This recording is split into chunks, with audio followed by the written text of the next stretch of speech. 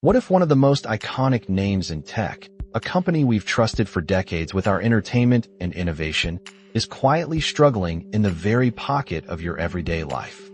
Sony, it seems, has been navigating some seriously choppy waters in the smartphone world.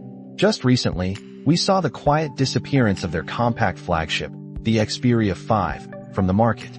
No fanfare, no farewell tour, just gone. Then, to make matters even more complicated, sales of their high-end Xperia 1.7 had to hit the brakes temporarily, all thanks to a glaring hardware defect.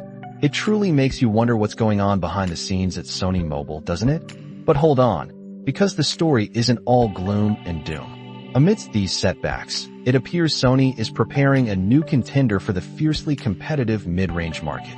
We're talking about the rumored Xperia 10.7.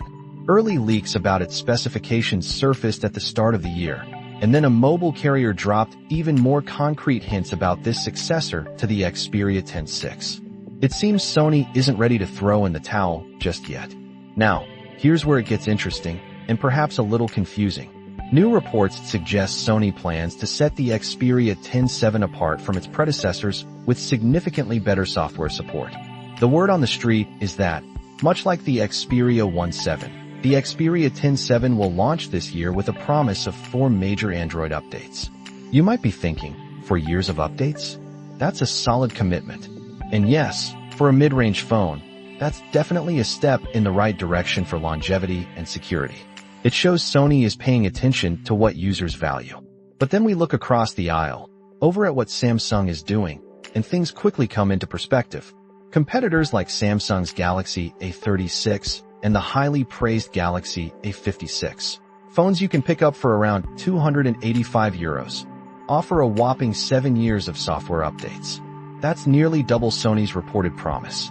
It's like Sony is trying to win a marathon, but only running half the race. Are they truly committed, or just dipping a toe in the water? And just when you thought Sony might be finding its footing and genuinely trying to win back user loyalty through extended support, we've seen them taking a different path with existing features.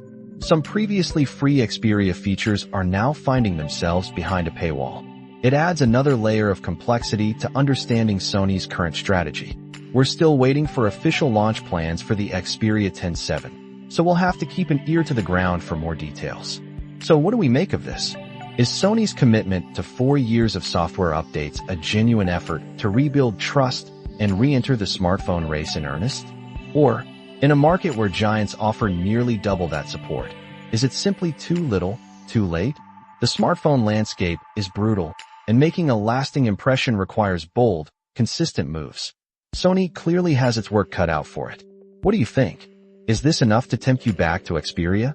Share your thoughts with us on social media, and make sure you hit that subscribe button so you don't miss our next deep dive into the tech world.